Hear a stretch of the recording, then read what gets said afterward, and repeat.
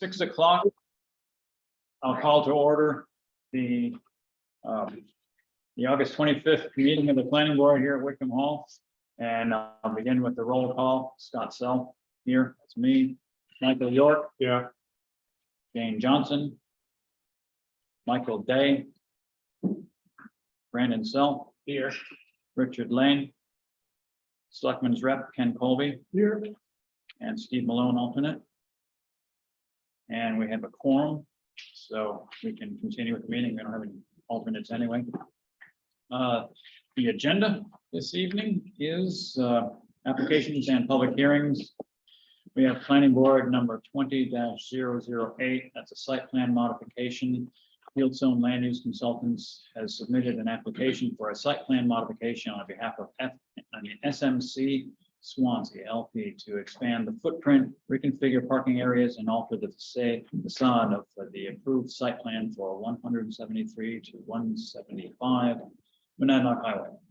And the subject property is shown at tax map 19 lot 67, and it is in the business district. Planning board number 22-017. It's a site plan review. And that was for Jonathan Holden submitting a site plan review for the improvements of the Lane Ball Field property. That will be continued to our next meeting, which is September 8th. The applicant requests that. Item C, planning board number 22-010. That's a multi-tenant application and site plan review. The town of Swansea, on behalf of Honeybee Hollow Child Care Center, requests to operate a child care center at Carpenter Home located at 1 Sunu Lane. Subject property is located at tax map 13 lot 20-1 in the residence district. On finding that the application meets the submission requirements, the board will vote to accept the application as complete, and a public hearing may follow immediately or will be scheduled for a time and date certain. And under discussions and other business, we just have site plan review regulations, aquifer protections, what we were talking about before, and any other business that may be required. So that being done, see, is there anything? I don't think there's anything on here that requires us to notify any. Well, we'll have a regional impact vote anyways because the towns.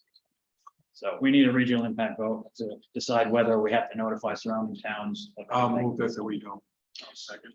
Okay, motion by Michael York that nothing on tonight's agenda requires us to notify surrounding towns, seconded by Brandon Self. Is there any further discussion? All those in favor, give us saying aye. Aye. All those opposed? And that passes. Here comes Jay and Steve. Okay, then we will wait for a second here. Note that Jane is here and Steve is here.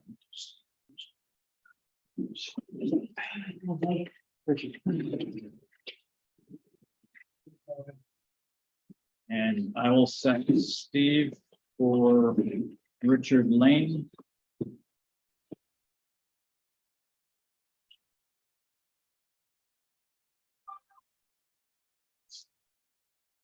And let's see, and we will continue.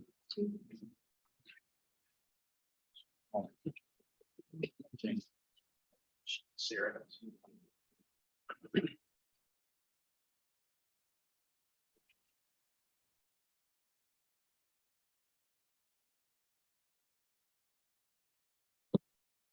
Okay, we have the minutes of August 11th, 2022. Anybody have any comments on those minutes? Any changes? If not, the motion is in order. No motion? I make a motion that we approve the minutes. I'll second. We have a motion from Brandon Self to approve the minutes of August 11th, seconded by Michael York. Is there any further discussion? All those in favor, give up by saying aye. Aye. Opposed? And the one up, yeah, wasn't here. Okay, then our first up is under public hearings. This is a public hearing, and it's a modification for site plan modification for the SMC Swansea LP. And you're up. Hello, thank you for having me. John Noonan with Fieldstone Land Consultants here on behalf of SMC Swansea LP. Here with me tonight as well as Roger Simons from SMC Management Company. So as was heard at the last planning board meeting, we were asking for the board to review administratively for the changes, and it was determined to have a site plan modification submitted with a public hearing. So we're back this month in order to go over the plans. So site plan for 80 units we have highlighted here in orange. This is showing the property line. Retaining walls that were under discussion are highlighted in blue here. So the changes from the last meeting were really the alignment of this driveway, the building elevations change. So we've submitted full plans prior. We had submitted elevations that were similar to a project that they had done, SFC had done in another town. So these elevations are exactly what the building would be that we're presenting proposed for the site. So the height of the building decreased slightly. The pillboxes on the top of these bump out areas were removed. So that brought the building height down slightly. And for the site plan, we ended up with 80 units, which was what was previously approved on the site when Asher Construction had gotten this approved in 2021. There are 47 parking spaces that are in a garage level below the 4-story housing complex. We reduced the number of outdoor parking spaces. So now there's 141 total spaces, which includes 47 on the interior of the building in the garage and the 94 that are exterior. The building, from what the approved building was in Asher, it's shrunk from north to south. So it's shorter in the north to south and wider in the east to west. So what that did was that originally the approved plans had a retaining wall further along the southern boundary. And the building and the driveway were very close to this property line. They've now been pulled back. So they're about 20 feet from the property line, 18 feet at the nearest point. So that's moved it up, gained more green space along here to a border along that setback line on the southern border. Alignment of the parking lot has changed slightly from the original approved plans. This is exactly the same as what was presented at the last planning board meeting. So overall, what's really changed has been the elevation. So we have floor plans provided for what will be built and the elevations. So colors are shown here. We have an elevation of each side of the building. And also the building elevation that is not colored in. And then we submitted floor plans for each floor.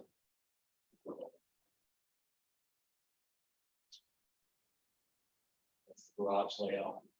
Entrance to the south, 47 parking spaces below the building.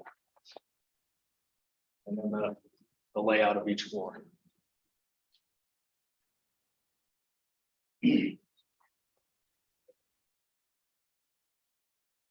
So those are really the only changes that have been from the last month was the actual building elevations. From what was originally approved, we modified grading slightly to accommodate the change in the layout. So similar to what was approved coming off of the grading of the parking lot change. This is all the same around the back. Subsurface chamber drainage in the back, so everything drains to the rear of the lot. It's a subsurface system below the parking. Exactly the same as what was approved, same size. And then coming around and then a garage entrance. So that is new from what was the approved plan. So enter on the south entrance of the building here. Driveway coming up and ramps up a little under 12% up at this south end of the building and then comes in and wraps around. So very similar to what was originally approved, minor changes to the grid.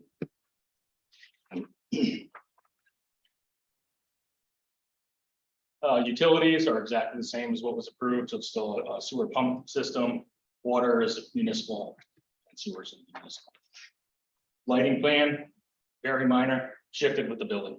So same fixtures, they're full cutoff, dark sky compliant. So same fixtures that were, same number of fixtures as well. Landscaping plan, minor changes again because of the change in the building size. So the same number of plantings and the same plantings are exactly what was on the approved plan. They've just been moved around to fit around the change of the building and the parking lot reconfiguration. Then our standard construction details were also.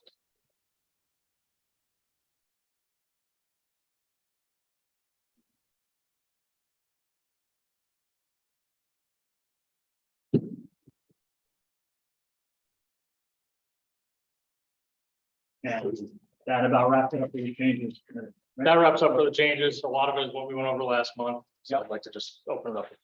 Yeah, and just, that is on the plan, so looking over the plans on, that's on there.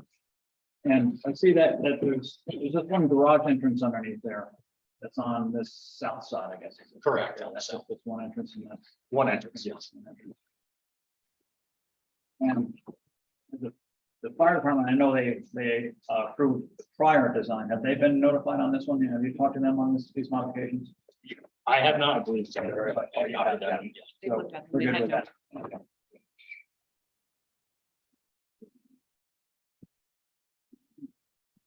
Okay, any questions from the board? Here, we looking it over. Is there anyone from the public here for this one? Yes, sir. Just have one question. Were there any changes made in the retaining wall? Well, so on the western side, which is the highest retaining wall, those did not change for the same height as what was previously approved. On the south, we actually eliminated some of the retaining wall, so that southern border, we had a longer retaining wall. Because the building got shorter than what's the south, we were able to grade out a lot of that, not retaining wall. So that, I'm a little more. I just wasn't aware of that. Why did you get away with the lower retaining wall? Because what, about the radius?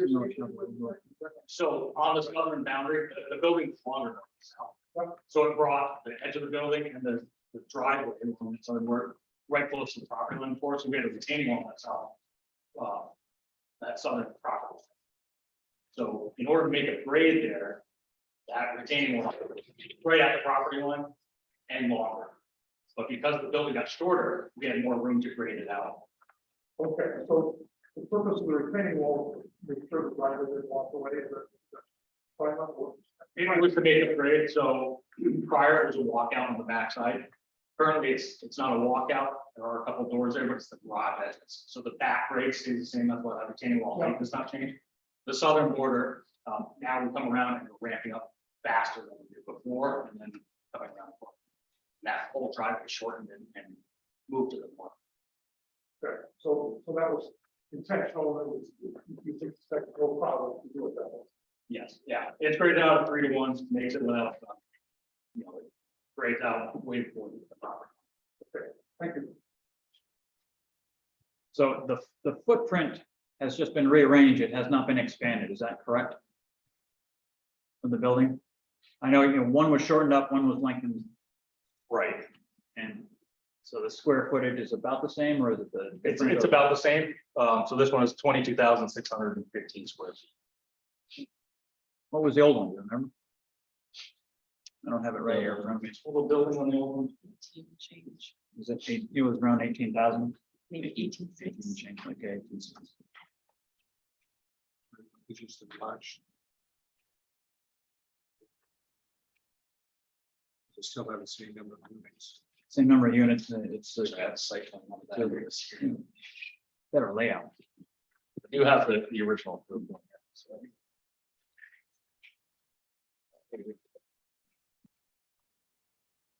So the approved site plan was 18,752 square feet. Thank you. And this will show here is what was approved was that longer retaining wall here on that southern boundary. And that the parking and this driveway all was right to that southern property. So now we're pushed up. This is the setback one here. They're further away from that setback, right? Yes, sir. Yeah. Setback line is right there. Further away, the building was.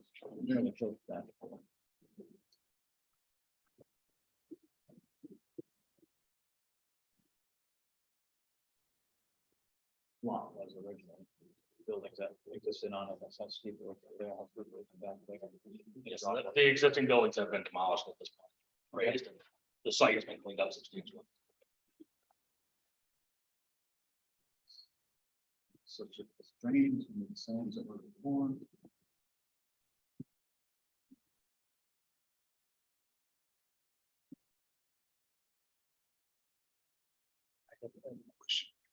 Is there going to be an extra charge for the interior parking spots, or is that going to be Yes, yeah, so.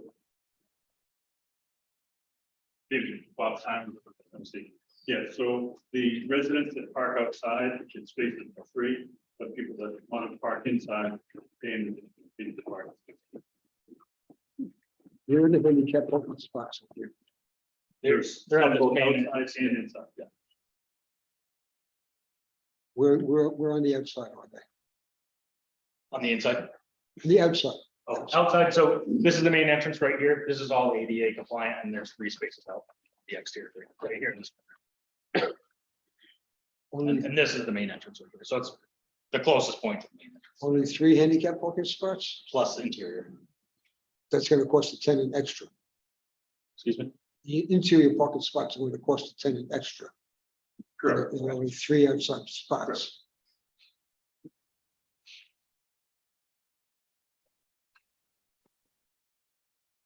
Are there any other questions from the board? Jane, you have a question? Two. I don't remember what the square footage of green space is around the building. Yeah, based on the parking, so previously interior parking was about a little over 22% of green space. It's now a little over 32%. Then another thing that I regret that I neglected to ask until now, but what about the safety of having a sidewalk along Route 12? You're about 1,200 feet from what we had for sidewalks below that. And I'm not saying that you should go that extra 1,200 feet, but for people who might be walking, have you thought about putting in even an asphalt sidewalk? We have not anticipated that, but we can work with staff if there's some desire to have that extend from one side or the other. Certainly we talk to staff about. Well, I think it would be a good safety feature and it might be a good marketing feature too. Yeah, I'm just not sure where anyone would go, if we get them to a sidewalk at the road, where they would go, like, there's no sidewalks all the way around the fairground or down to a Yeah. car dealership at the bottom of the hill. But just to point out, that would be voluntary for the applicant, because we've approved the site plan as it is. Right. Without that, it's a good idea, and it'd be great if you did put it in front of there. It might get more incentive for somebody in the future to connect yours with the one that's further down there as well. But again, yeah, it'd be fine if you work with staff for that, but it's. Yeah. It's fine. Yeah. So we're just looking at the changes tonight. Is there any way that you could squeeze an extra handicap parking spot outside?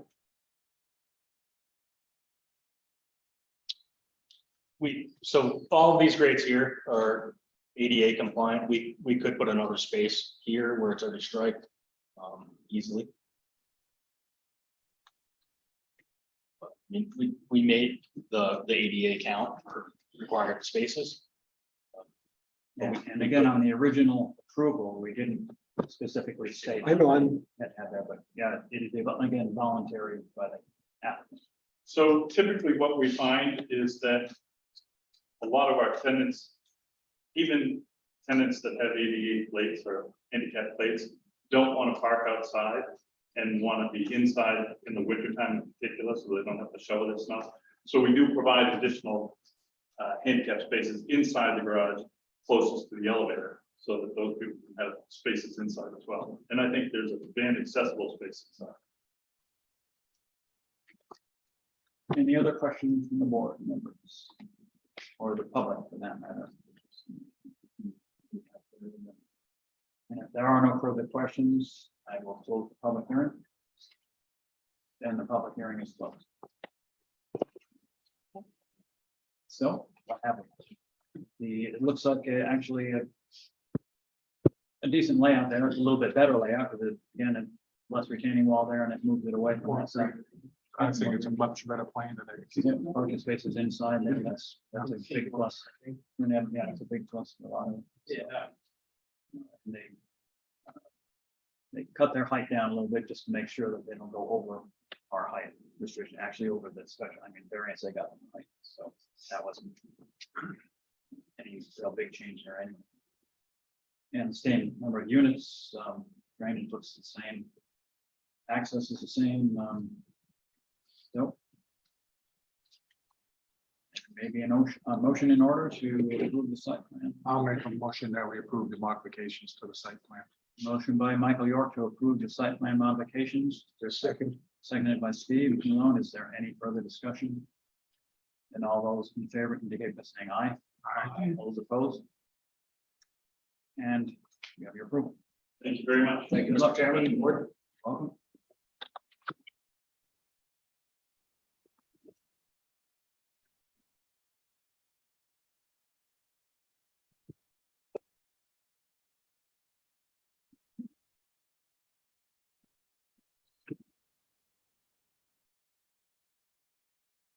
Okay, the next item is item B, and that is the site plan review application that has been continued until September 8th. That's the one that had to do with the ball field. Yeah, the ball field that. So now we'll go right down to item C, which is a multi-tenant and site plan review application for town of Swansea on behalf of Honeybee Hollow Childcare. They want to run childcare up there. So this one, they're coming in under a multi-tenant application. And we've also got a site plan review application on board here, and that's because you can't do a multi-tenant application without first having a site plan review done of the site plan. So we can combine the two. They each require a separate hearing, or not a separate, each require a hearing, we'll put it that way. So we have to decide whether we want them to require. But they're for the same exact thing. The site plan review is for the same exact thing as the multi-tenant application before. So we can, yes. You need, I was gonna say, I'd make a motion to combine the two hearings to one. second. Motion. All right, let me see now. I'm just thinking if we're gonna run into trouble if we do that. But I don't recall reading anything that we can't do that. So I guess until someone says we can't do it, I'll accept the motion to combine both public hearings. Is there a second? Second by Brandon Stout. Is there any further discussion? And all those in favor indicate by saying aye. All those opposed? Okay, so that out of the way. So we're just combining both public hearings together. So it'd be one presentation for the whole business there. So I appreciate that. you're welcome. So here, I'm going to invite everybody in the audience to kind of readjust or in your seat however you want, so you can actually see it, okay? I know. Yes. Since we're combining the site plan review and the multi-tenant application. Yep. Do you still, I believe, need to do a fitness assessment? Yes, we will do. Certain have to do consideration for fitness We will, yeah. application For both. We How does that work? We'll do, since they're combined, we'll do completeness for both of them Okay. because they're both the same exact thing. Anybody can do it. We figure it out. Anybody see okay? Wait, no noses, no nose. All right. So combined, I'm gonna follow the format of the site plan, just for the purposes of having the format. Is that right? Thank you. So I believe you have the narrative in front of you. I won't read that or go over that. I'm assuming you already did. It's here. It's through the process. If you have any questions, I can refer back to it. Let me just stop here for a second. We're just doing completeness now. So Okay. just go over what you have there on the checklist and we'll deal with any waivers Yep. and then we'll go to public hearing. through the checklist. Okay. Through the checklist. So what we've got here. Number one, name and address of owner. Swansea. There's our address. We are. Tax map lot number in the title block. North Arrow.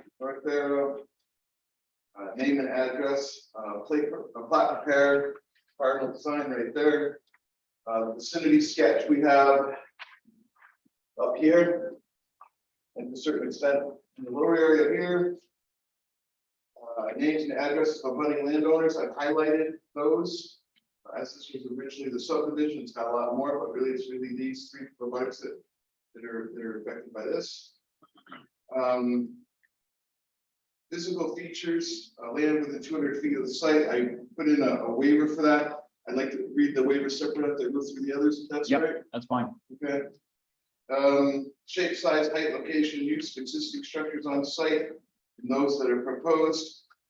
Our architectural plans here, so we can talk a little bit about that if anybody wants to. More plans in the red, more plans like it was, got that. Location, name, and widths of existing and proposed roads on the property. Got Seminole Lane, Sawyer's Crossing, Route 32, got that.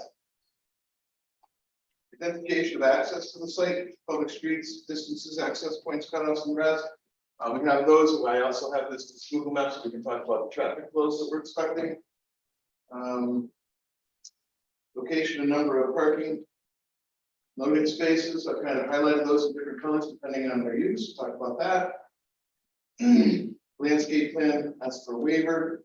Location type, nature, existing and proposed lighting, as for waiver. Natural features, water body, as for waiver. Existing and proposed grades and topographic chemicals, natural intervals, here they are. You notice if you were able to reach each one of these to a 5-foot interval. The size and accurate location of all existing and proposed water mains, culverts, fire hydrants, fire ponds, waiver. Means of providing water supply. This is the well on the wall radius. Surface drainage pattern waiver. Copy of certification license septic waiver. Location and type of proposed sewage disposal system. We have those locations. We can talk about that a little bit more if folks want to. Location of existing proposed on-site well showing 75-foot radius. So soil survey data from Cheshire County Survey waiver, but I changed my mind. We'll talk about that later. Location of any existing proposed easements, speed restrictions, and covenants. We don't have any. And then architectural plans, they're contained in here if you want to look at those. So the waiver list, I've got number 7. Physical features and uses of land within 200 feet of the site. Essentially, the majority of the space is town-owned property. The SAU, and we have civil residents here in this room sitting on a site. That's great. So there really isn't a ton to talk about when it comes to that stuff. Perimeter boundary lines in the lot area in square foot and acres. Square footage is not included in this drawing, but it was surveyed by a licensed surveyor just a few short years ago. I have no reason to doubt the 3.01 acre calculation. The drawing demonstrates that any lot loading or coverage calculation can be accomplished anecdotally. It's obviously a whole 3.1 acres. It's the structure that's actually on it right now. It's parking. So I think that should be okay. 13, landscape plan. It's my understanding that the board typically wants this to address the aesthetic of the site. On one level, we want to beautify and fit a neighborhood, and on the other screen, those items that may detract from the aesthetic. This site currently has the same landscaping as had for decades. I see no reason to change it at this time, but we will always keep our neighbors' neighborhood in mind as we look at changes and proposed changes to the board, which we would have to come back for it to do if we start talking about parking changes and the like. Location type and nature of all existing and proposed lighting simply ran out of time, and unlike other applicants, we would be able to generate the general graphic representation most people do when they come to site plan. You'll probably remember that they have all the light locations, and then we look at how many lumens it spreads out and make sure there's coverages in the parking lots and things like that. We don't have the technology to do any of that stuff. We're kind of relying on the history of the property and the success was those many years of delay that we currently have. However, I note that new lighting is proposed at this time, and if it is in the future, it wouldn't likely be on the rear of the structure, which would affect the residential most profoundly. And the only place it might affect an abutter, whereas on the rear of the building is the only place it might affect an abutter. And if lighting is required to be added to the rear, we are committed to know to not intrude upon the neighbors with it. None of you have ever had the benefit of sitting with Sarah, I with an applicant for site plan review, but we're always at, and as we were with Matthew, as we were with Sarah previous, good lighting stays on the property. It's down light, it's still cut off, and the rest of that stuff. We limit floods and all the rest of that. It's just normal practice that our department has right now. It's not special anymore. It's not hard to find anymore. It's not more money anymore. It's just good lighting. It's almost hard to find bad lighting now. Natural features such as water bodies, ledge of properties, wetlands. I should have simply answered this question, no, instead of asking for the waiver, because there simply aren't any on the subdivided parcel. There are on what's left, but not on this parcel. Yeah. The size and accurate location, existing well proposed water mains, culverts, fire hydrants, fire ponds. This property has virtually no infrastructure of that kind on it. Virtually being none. Surface drainage patterns, very little patterns. It simply runs down the driveway along the stone filled shoulders. It's got a decent crown on the driveway, and all the rains that we've had, it's held up pretty well. Once in a while, we got some stone to it, but that's pretty much the size of patterns. Number 20, copy of a licensed septic designer with the existing system. The existing system is sufficient for existing and proposed use. We're currently under contract with Advanced Onsite Solutions, designer and manufacturers rep, for a very specialized system that was installed less than 10 years ago. They are aware of the new use and are currently attempting to acquire performance baselines by way of on-site inspection. At this time, they have every confidence the system will perform as it should for many more years to come. So Advanced On-Site Solutions is what we have on here. I've got it in my own property actually. It's very costly, but if it's what's required, it's what's required. And effectively, it's a system that injects air into it, kind of like a fish tank, for lack of better words, on a much grander level. And we have a warranty with that company to maintain it. And when they maintain it, we do what they tell us to do, then they keep up the warranty. So it's kind of unusual for septic system to have a warranty. They're going to be coming out in the next couple of months, again, to check it, get a baseline on it and see where it's doing and how it's performing. It's sat for 3 years, so we're going to see how she does. But we have every confidence, both with, through Mike Faulkner, the original designer, and in Site Solutions, that this should be fine.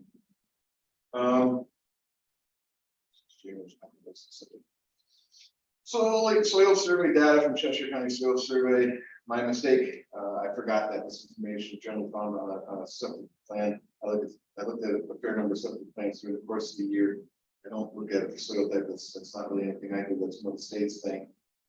But after checking our most recent septic plan, I noted that we've got 0 to 1 topsoil, 1 to 2.5 feet silty, sandy, orange, brown, loose granular, 2.5 to 6 feet sandy, silty, very fine grain, firm yellow brown, 6 to 9 feet sandy, very fine, silty, yellow brown. Effectively, these soils drain pretty well. That's basically what that means. So that is my waiver request, the rationale. The plans.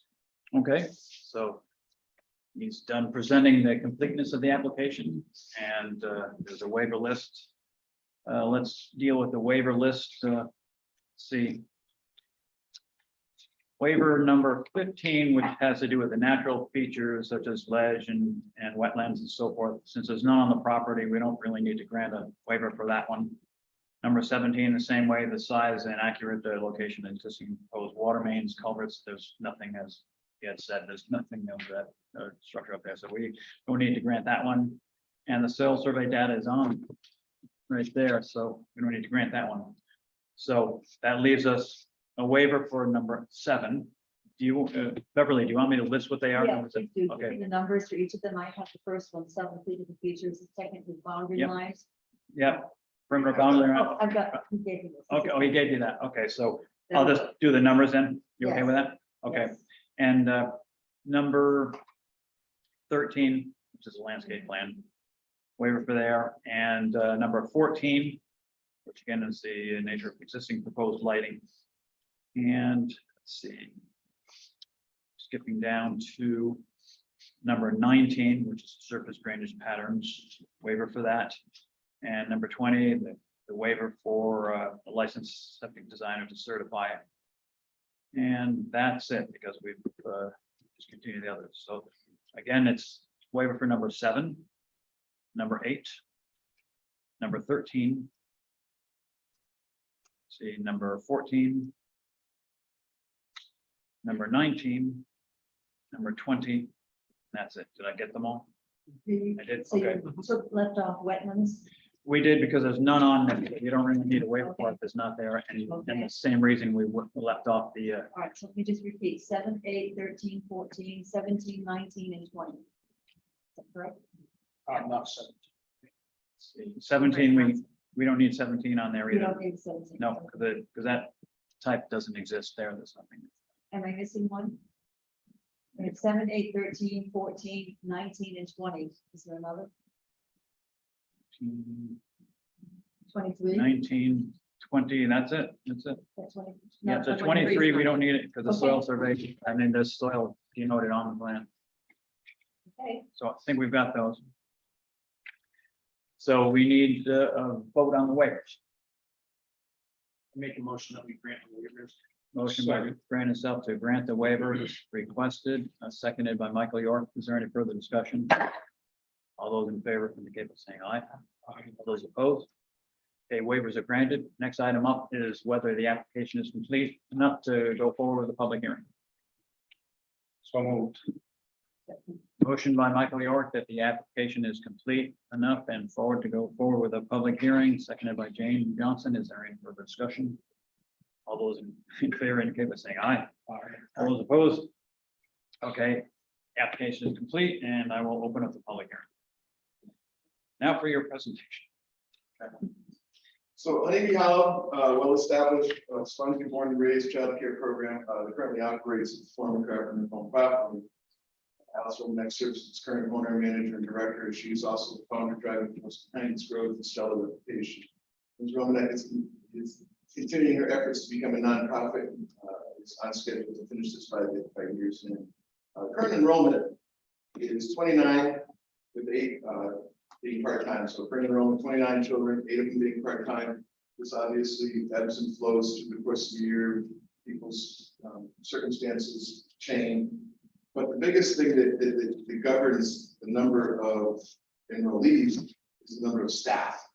So the staffing requirements for child care in New Hampshire is very, very stringent and very, very strict. So you can't be on numbers. Simple as that. It also controls some of who comes in by the time they come. We'll get into that in just a few minutes here. Highest foreseeable enrollment considering the structure's current configuration is between 50 and 55 enrollees, requiring 16 to 18 staff, some of which are part-time. So I'm going to do those numbers again. 50 to 55 enrollees requiring 16 to 18 staff. It's a pretty high ratio. And that's based again on the state's requirements to operate a business of this type. The most difficult ones being newborns. Office spaces and staff to student ratios are governed by the state of New Hampshire and licensing regulators. Concerns. So the concerns I heard when I was here, I appreciate the board's opportunity to talk to you kind of initially just to get an idea where we were here was stacking. Stacking was the big one. So the ability of cars, so stacking of course is the ability of cars to wait in line in a safe and unobstructed manner is critical to responsible site planning, especially considering this location's proximity to essential traffic, to essential traffic circle. The driveway is over 440 feet long prior to its left-hand turn used to exit it. So from the base here, Route 32, about this point right here where the mailbox now is 440 feet. And we can also see it, it's upside down. I apologize. But up to here. To put that in context, this will allow 26 17-foot long vehicles, 2007 on the Odyssey. All right, right? The stack nose to tail. So it's 26 of those nose to tail up through here. So when one considers that the establishment allows drop off from 6:30 a.m. to ideally 9 a.m., so that's 2.5 hours. So for the cars that are going to come up here for the currently 29 children, they're going to come up here over 2.5 hours. It's not like school where school starts, bam, and you're in there. That's not the way this works at all. And it's not the way they exit either. So these guys are catering to people's work schedules and life schedules versus the other way around, which is people catering to her schedule. Okay. The other side of that is she can only take on so many staff or so many kids based on her staffing and when they're coming in. And furthermore, in the case of like Ash Hill, in your former place, when there was any hint that it might be a little bit of a problem, she just started rescheduling people. So you're going to have them come in 15 minutes later, 20 minutes later, whatever it is, that she wants to keep the traffic flow moving and safe. Really, I really have a hard time believing that that's going to be a problem in space, even at full capacity if you're having drop offs over 2.5 hour period. This amount of stacking capacity through generous is rendered moot, unlike its natural analog, the school district, this drop off will allow us to less stress and concentrate number of vehicles cover that. And again, they're going to be coming.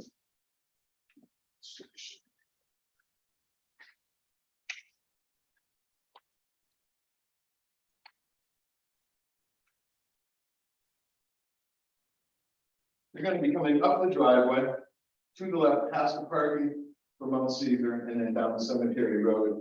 You know, the police have been kind of watching this. The parents have been getting pretty hip to it and been following it pretty well. And it hasn't been a problem at all.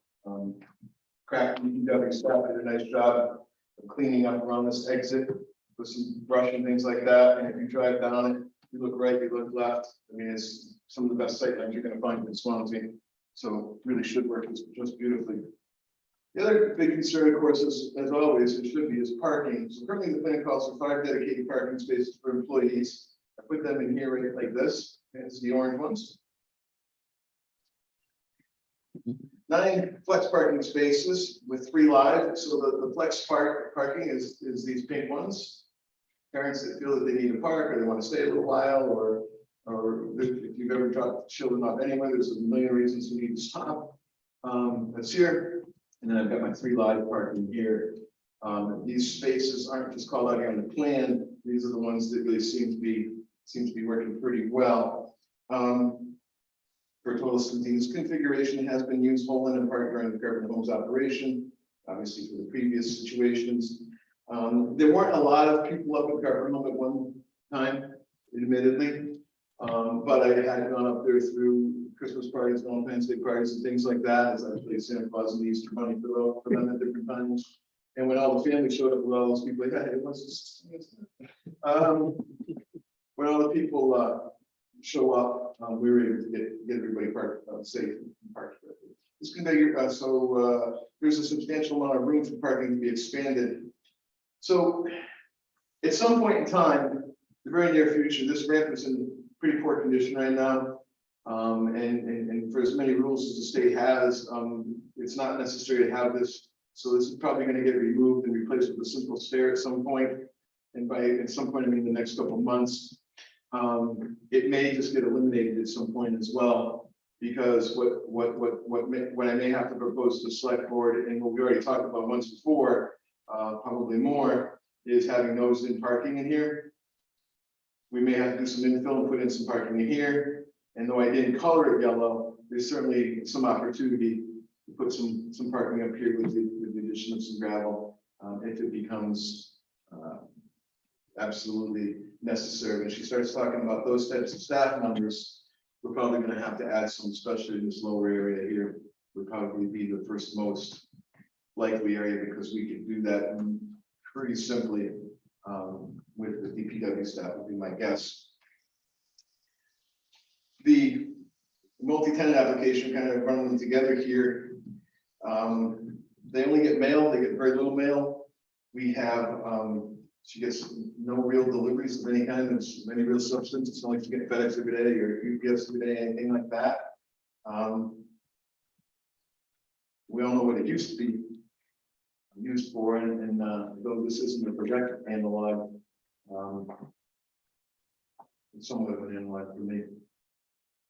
So I think with that, and I can answer questions if you have. Mike, is there a posted speed limit on those roads? No. You think it may be a good idea to maybe post something? I don't know what the driveway you're talking They really look at it. That's a town road. Even though it is a town road, maybe it's a town road in Swansea within the speed. I've never had a problem with it. I really haven't. I mean, I live next door to the Orchard School in Elston, and every day we get what I lovingly refer to as the late Monty parade. But that's a real road. No, they're very respectful of this. Most of the, especially people who do it every day. And I guess we can wait and see if we have a. if we have an problem. issue, if we have an issue, we certainly worth doing. As you know, we got great DPW staff. All I did was ask them to get it. So what's the drop-off procedure? Does a person come up there and drop a kid off and let the kid or child, I should say, probably, go, walk by themselves into the building, or does a parent have to park and get out with their child and walk the child into the building? It depends on their age. Mostly you're gonna get somebody you're gonna park in here. They generally only have the one child and they really gotta for like we're training. They hop out of the car and usually the parent gets about halfway across here before the staff comes out. They see the staff, they make contact, kids go. Okay. And the parent gets back in and gets gone again. It's generally not a long drawn out anything. And if they do have to stay, for whatever reason, they have opportunities to stay down here in the park. But yeah, from personal experience, again, when you're dropping them off, it's really best to be kind of cold about it. What are the age brackets of the children, especially the younger ones? She's dealing with, she's not dealing with newborns yet. She probably will get into newborns at some time by necessity, because that's what parents need. Although they are, there's no money in newborns, I'll put it that way. Okay. The staff requirements for newborns is tremendous. And then she goes up to about, I think it's 11 or 12. Currently, one of the things that she may be working with, and again, we have to come back and talk about the multi-tenant if we got that together. The school system has cut back on the before and after programs, and there's a hope someday that we can fit some of those students in here and accommodate the necessities of the community. So at this time, there's no plans to take children across to the school to use them in any. No, the only plan every so often is to shepherd them across the library. That's, while the library is still open, the library is about to undergo some structural work. So that'll be off limits for a while too. So no, not right now. There isn't anything. We don't have pedestrian crossing. Mr. Holmes put it back here. It's really only spend most of the time, but I think tell you all about it. Yeah, we don't have a pedestrian crossing there. So we're really too, really. No, but she does have her sign and her vest and all the rest of that stuff. Yeah. And I'm sure again that our police officers would be happy if it was needed. I cross this area pretty routinely, having to go to the Grange and other spaces over here. A lot of times it doesn't look like it, but a lot of times if I gotta go back home, I'll actually walk. And it's a pretty good space to cross during the day. Yeah, commuting time, I don't recommend it. But during the day, it's pretty good. People pay attention, the rotary and all that stuff. People's eyes are kind of very edgy on the swivel through there, So would you talk about any changes or modifications and layout of the building? Right now, there really hasn't been any changes about it. There's plans to eliminate a couple of walls. One of the state's requirements when they're figuring out spaces is the overall space and sight lines. So licensing comes out and kind of looks in different places to make sure that some kid can't be in a corner doing something kids shouldn't be doing, and be able to make that stuff. So that's that when Mr. Holmes been served on the committee. To try to figure out what we were going to do with that building. That was one of the biggest obstructions to becoming something else. And it's still a problem. I mean, even for this use, it's still a challenge because it's so cut up. Fortunately, a good portion of those interior walls, but we don't have a lot of responsibility. And the ones that do, we have plenty of height that we can put in headers and create library openings. Fully sprinkled. I've got all the sprinkler heads saved, about 5 right now, with cages. So the errant ball or hook or whatever other things kids throw, everything doesn't set the sprinkler system off. I'm trying to avoid all the obvious reasons. Any other questions from the board? And how about the general public? Any questions on this site plan? None at all. I'd just like to say, I'd just like to say, I'm very happy with what's going on here. The kids are right at Stonewall, and their properties, and they're there all day, and we hear them, no doubt about it. It's a perfect use, it's a perfect thing for the building, it's good for the town. And I walk up there all the time, every day I take walks, and I walk up Seminole when they're there, I do that on weekends, I walk to the cemetery. But I go by it, and, you know, very well organized, they know where their kids are. I think it's good use of the job. I very much appreciate it. Done a lot of work. Any other questions or comments? Board members? No? If not, I will close the public hearing.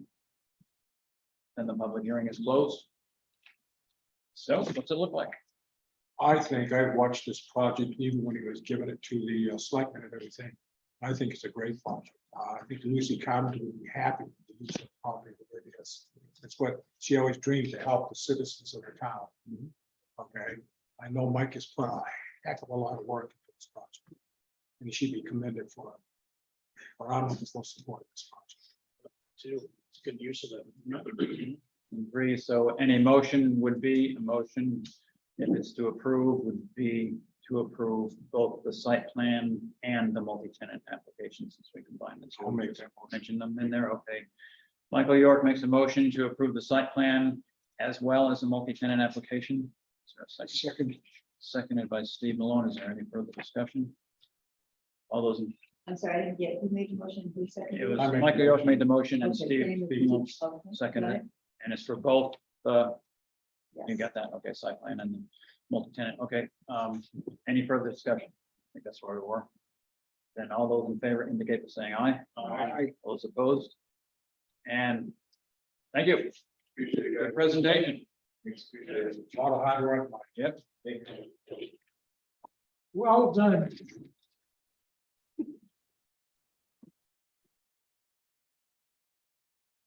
That brings us down to discussions and other business, and we have the site plan review regulations / aquifer protections. And I don't think this is in your packet. Sarah gave it to me today. You didn't want to give it out. You can tell you- Well, I was over there looking at these plans, which is in here, and I don't think this in the thing. I'll give it to you anyways. That's what we're talking about. So this has to do with aquifer protection and it being done in our site plan review regulations as far as protecting it goes. And this is, I think, we had it at the last meeting here. This is just the proposal from me, what we may or may not put in there. And it was submitted to the Conservation Commission and they had a few penciled in, I guess it's on here, so I just penciled in the comments on here. And they're asking about, it says if after review, she's got review, I think it's Sherry doing it. She's got review underlining and asking, what does that mean? And that is, if after review, I'll read it, by the Conservation Commission, it has been determined that potential damage to an underlying aquifer or wellhead protection area would result from the proposed use, then the following additional items may be required by the planning board. So anyway, she has underlined review. What's that mean? Then she's got underlined the word would and underlined the word may. And I guess she's just questioning those. I'm not sure. Any comments on that? As to if we should change any of the wording is what we're talking about here. I think the review is kind of self-explanatory. Yeah. Those guys do review those. Yeah. They're supposed to review them anyways. Beverly, do you have any insight on what she might be talking about? Is that the main word? No, Yeah, it's no, the it's the review. review. Yeah, she Review. just wants to know what that means. What you And need. I think maybe she wants to know what the Conservation Commission. It is after the Conservation Commission has reviewed what the planning board. Review Oh, maybe. say there's an The application. proposal, yeah. The proposal, and they have a chance to review the proposal. Yep. And they feel that there's something might be damaging to the aquifer.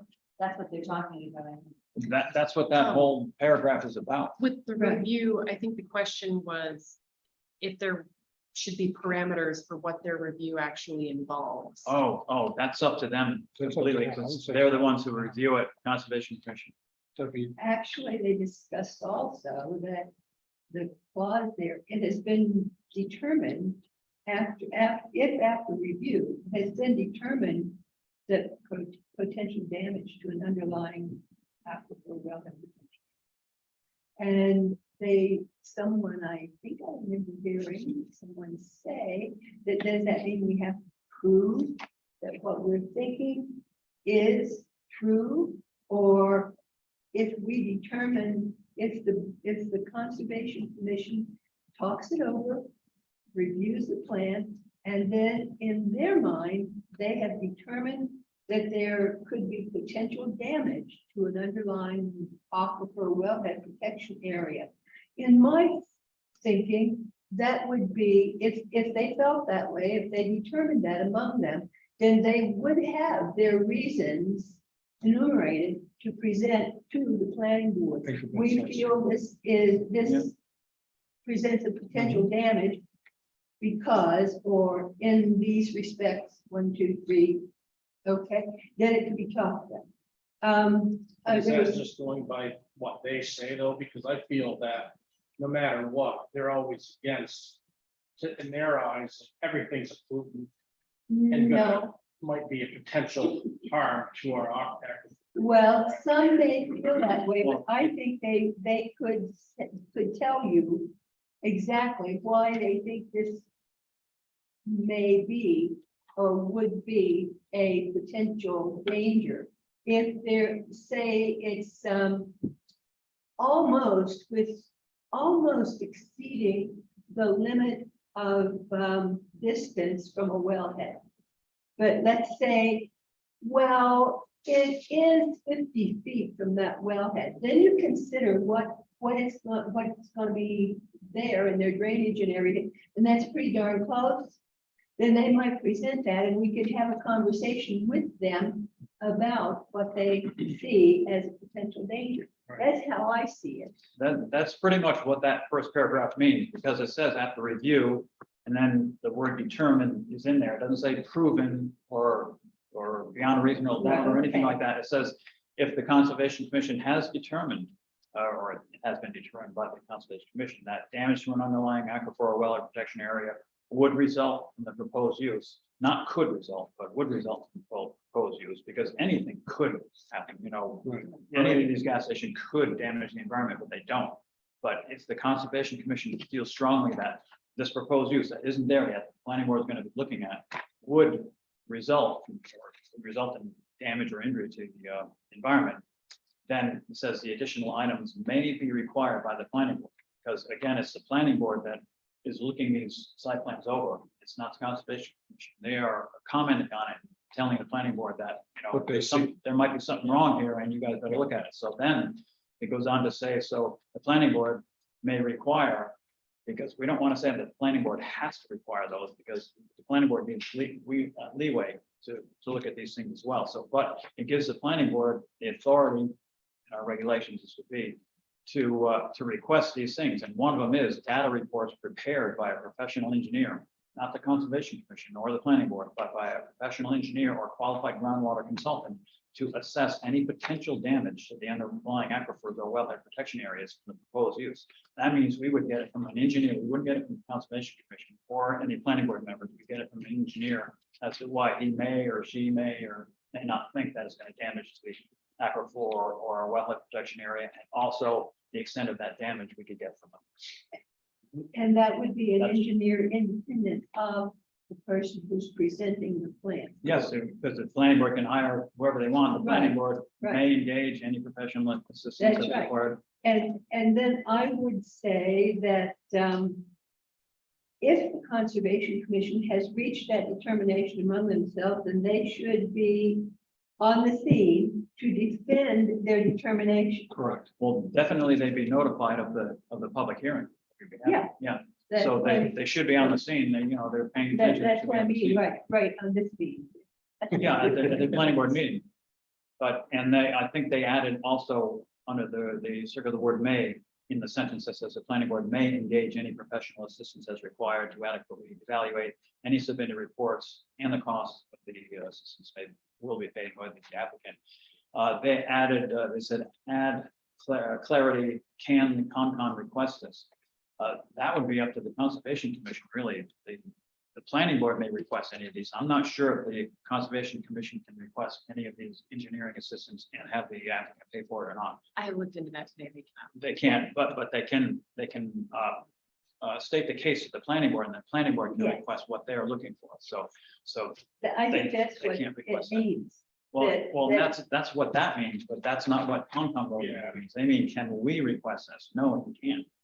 But you can ask the planning board to request. I think the Concom is asking if they can request the planning board to do that, because it says the planning board may engage any professional Mhm. assistant.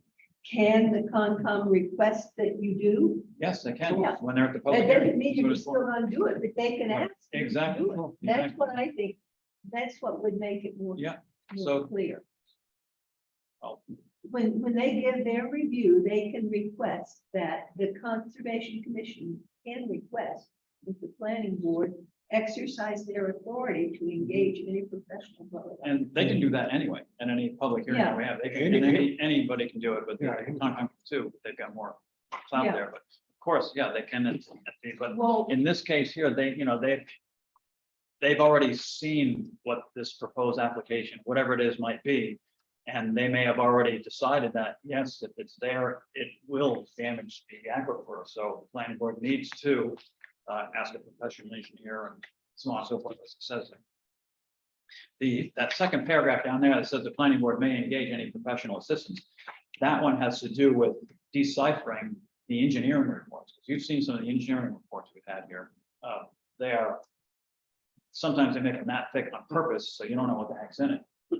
And they do though, yeah. You've seen those, the drainage reports, the 100-year storm and 225-year storm, all that. We've got stacks like that, and they've got a program where they just type in the numbers and it spits out a thing of paper like that. And they give it to the planning board, and we're supposed to look through that and know what the heck all that means. Right. We can ask them for a summary and make for a summary. But again, I'm saying that second paragraph down there gives the board authority to look at this engineering report and say, what exactly does this mean? If we don't understand, we don't have to hire, but if it's not understandable, that's what that means. Can I just make a comment? Yep.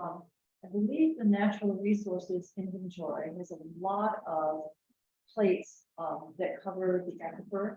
And also there's a word that I can't remember the right word for it, but the flow of underground water. So you might have, say you have a gas station here and it's nowhere near the nearest well. But if the water flows in the underground from underneath that gas station toward that well, there's potential damage.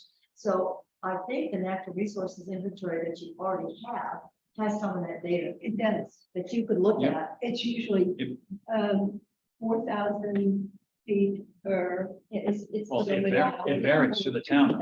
Yeah, It varies all over the place in town. So Yeah. A lot of it is 2,000 feet. right. But yeah, that is definitely something actually that the engineering firm would probably take into consideration, because the planning board could decide, well, that 2,000 feet per day, that doesn't look too bad to us, but I'm just asking that if you have a professional, you make sure that they Oh, have yeah. the natural resources inventory at their disposal to look Yep. at that data, because that's not gonna really change. no, and it would be up to us and the Conservation Commission to see that they did Right. have that information. That's all. Okay, good. We got it. Yeah. So, Well, I look at may there as granting permission, not may like you see it in a law that might be. Not may set like might, in the May legislation. is permissive, not like might. shall is mandatory. and that's why it doesn't say shall. Yeah, may is permissive, shall is The mandatory. planning board needs, Well, I know that, Steve, but I think in this sentence, it's more like mother may I. May I, the planning board has permission by the law Right, to do that. It doesn't mean that, it might not. But if you put shall and you interpret it the same way, then we have to do it forever, yeah, so that's why may. So, There's no word, yeah, as you say, the planning board is not asking permission. The planning board is just saying that if they feel strongly enough about it, they don't understand the information that's there, they may engage an engineer and that applicant is gonna pay. and they have the authority. They do, yeah, we do. And if it's in our site plan regs. Put it in. Now, let's see, do we want to go through the rest of it or just the comments? There aren't any more comments, actually. One more little comment. What's that mean about proposed storage areas? Oh, is that about that one there? No, it was just the lack Oh, of, limit volume extraction. yeah, That means if a water company comes in and wants to take a bunch of water out of the ground and sell it, that's what that means. exactly. I don't think, we've talked about that before. years ago, through the years about that. And if it were a pond or a tank under the ground, then you say, yeah, that's our water right there. And if you take X amount of gallons out of it, we aren't going to have any more. But as Beverly just brought up, that aquifer is moving all the time. It never stays still. So what water was there today will not be there tomorrow. It'll be somewhere else. So, you know, if you're putting limits on thinking that we're going to run out, well, you can't really know that because it moves to the ground all the time. You know how fast it moves to the ground. So you could put, I suppose, limits per day if the movement through the ground was, say, 1,000 feet per day or something like that. And there were a lot of wells around, you thought that might go dry. You could do something like that. But again, if there are a company like that coming in, I'm sure we'd have engineering looking at the ground flow water underneath there. But as far as just a specific limit volume extraction, I don't think we can do that. I think if something came in like that, we'd have to look at how strong the aquifer was underneath there, what kind of an aquifer it was, how fast it moved. And again, we'd have someone else in there giving us information how to do it and what it says. That's my take on it. But no, okay. Again, it's not like a pond under there that's gonna drain it out. It's an aquifer. Very different. It's like a river. That makes sense. So that's my thoughts on that anyways. You know, any of this, you know, I guess everybody has read that. Anything else, any other comments on there? These were just clarifications, I think, from the Conservation Commission. Is that right, Jane? What? Mainly, these are clarifications, just they had questions on these here. Yes, I think so. Because we don't, These were notes that I took during the discussion. There was a lot of concern over the word may and what that meant. Okay. And so I just wanted to. Right. okay, yeah, bring it to our attention, for sure.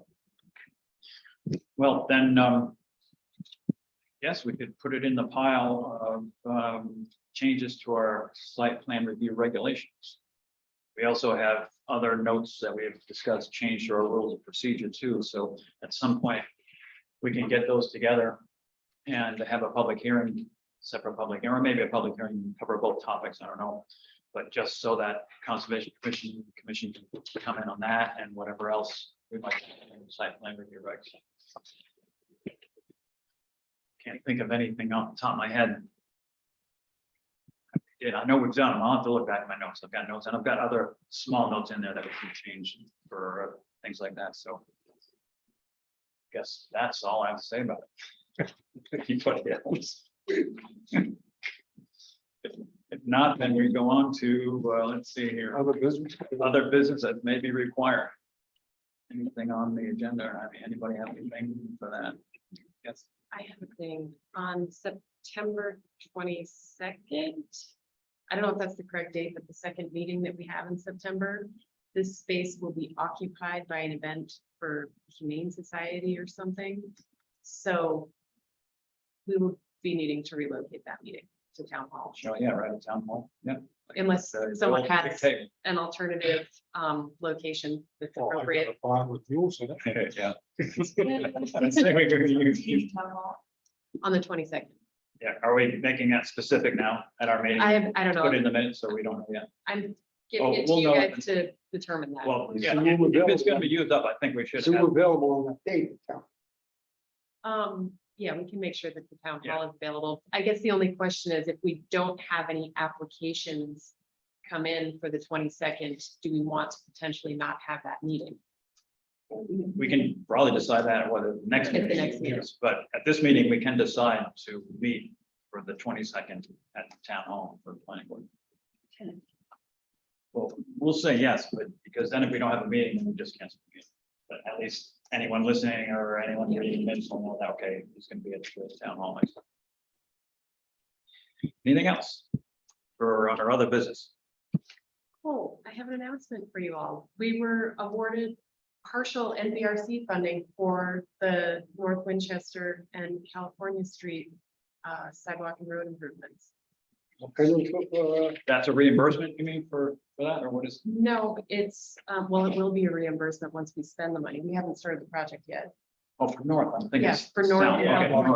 North. I'm just thinking, he just did that. We had asked Okay. for $1 million. They're giving us 306,000. This is for, North Winchester and California Street. oh, the streets to be done.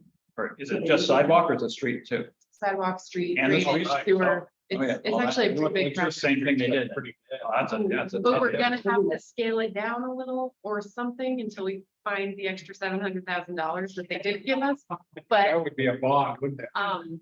so, but it's good Yeah, news. yeah. Is there a time limit as to when we have to use that? I'm currently in conversations with them about that. Since they changed our budget, we have to change something, whether it's our time or our scope. And they haven't indicated what will be allowed yet. That's So it's something. something like that. Yeah, that's something. That's right, I guess. But If the construction went on across the street, that would become more necessary. okay, any other business required before the board? If not, motion for adjournment is in order. So, Mr. Chairman. Motion by Steve I Malone. was wondering if JT loves that. question. Yeah. Well, I can make it, yeah. Well, wait, we didn't get a second. We aren't done yet. Somebody needs to second that motion. Second by Brandon. Is there any further discussion? All those in favor, by saying aye. Aye. Opposed, we are.